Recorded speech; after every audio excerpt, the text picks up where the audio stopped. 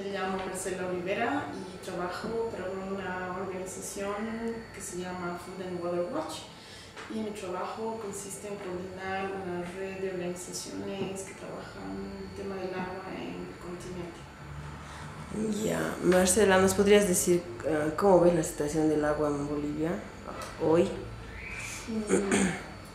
La situación está difícil, ¿no?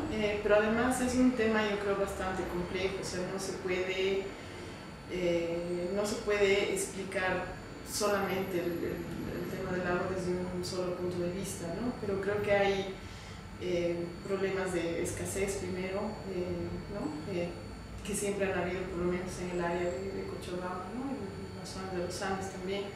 Hay también problemas de contaminación, ¿no? Y fuertemente los estamos empezando a ver con la cuestión de la minería, por ejemplo, ¿no? La extracción, toda la industria extractiva, ¿no? Los monocultivos, etc. Hay también un problema de falta de inversión pública, ¿no? En sistemas de agua.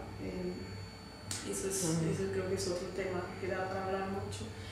Y creo que todas, podríamos seguir enumerando, ¿no?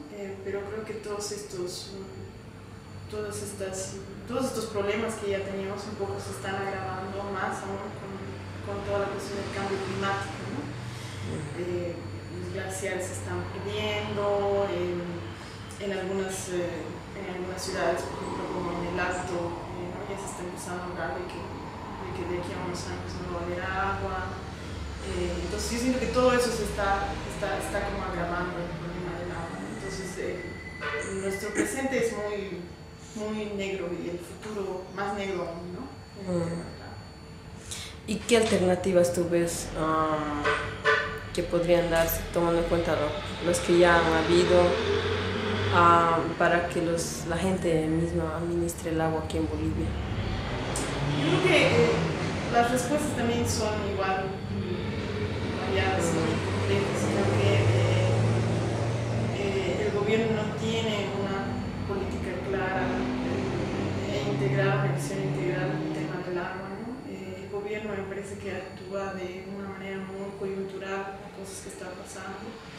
Se está priorizando, por ejemplo, toda la cuestión de la industria extractiva antes que agua para la gente, ¿no? O agua para los riegos. Entonces no hay, me parece,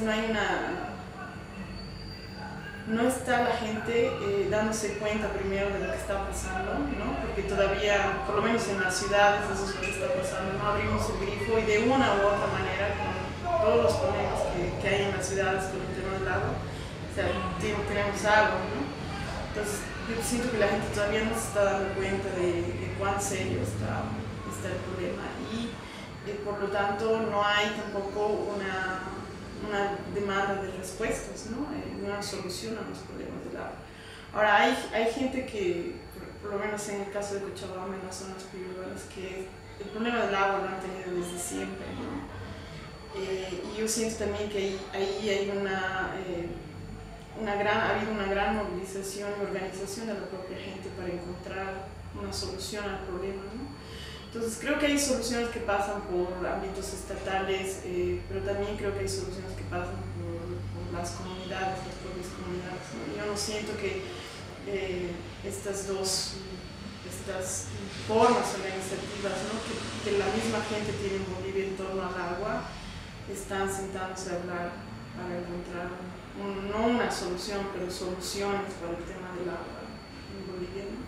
Entonces creo que la tarea es eso, ¿no? Ver desde nuestro entorno local qué es lo que está pasando, ¿no? Y empezar a hablar de eso y ir subiendo en los niveles hasta hablar de un nivel más nacional, ¿no? Pero creo que en el caso del agua también ya traspasa las fronteras, ¿no? Los glaciares, por ejemplo, no tienen una frontera, no reconocen una frontera, entonces vamos a tener que hablar también con los vecinos, ¿no? Es lo mismo que está pasando, por ejemplo, con el tema del acuífero guaraní en el Uruguay, en Paraguay, ¿no? En Brasil, donde entre ellos van a tener que conversar sobre estas aguas compartidas, ¿no? Entonces pasa creo que por muchos niveles la solución es complejo.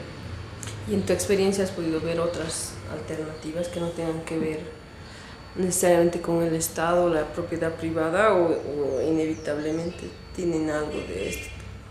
Yo creo que se nos ha hecho creer, o sea, creo que durante mucho tiempo hemos creído en esta disyuntiva ¿no? de que si no es público, estatal, o es privado, ¿no? Y se nos ha hecho creer que el manejo o todo el tema del agua tiene que pasar por uno de estos ámbitos, ¿no? O lo privado o lo público. Y yo creo que mi experiencia en estos años me dice que no es tan así, ¿no? De que entre este público estatal y lo privado hay una variedad de otras alternativas y soluciones, ¿no? Que pasan por la forma en que la gente se ha organizado a sí misma, ¿no? Entonces, después de haber trabajado muchísimo tiempo en ámbitos estatales, ¿no? Tratando de empujar soluciones en ámbitos estatales, yo veo que, por lo menos para mí, en mi caso, ahí no está la respuesta, ¿no? Menos por lo privado. Entonces habrá que explorar estas nuevas formas organizativas que la gente tiene para dar solución a los problemas que ellos mismos atañen, ¿no? Yo no creo que vamos a ir a una comunidad a decirle cuál es la solución a su problema, ¿no? Creo que uno puede ir a acompañar, ver el proceso que se está dando ahí y tal vez compartir experiencias de otro lado, pero a veces hasta ahí llegará el rol de alguna gente, ¿no? Entonces creo que la solución a estas cosas va a venir también de las mismas organizaciones, ¿no? De la misma gente. La gente es bien creativa. Si uno va y ve, por ejemplo, los sistemas comunitarios en Sacaba o en la zona sur, vas a ver que, ¿no? O sea, uno ve que la gente ha encontrado una solución a los problemas, ¿no? Gente muy creativa. Entonces yo creo que lo mismo es aquí, ¿no? Este tipo de cosas pasa por la gente, ¿no? La solución de estos problemas no está en los niveles estatales ni privados, está en la misma gente. Sí.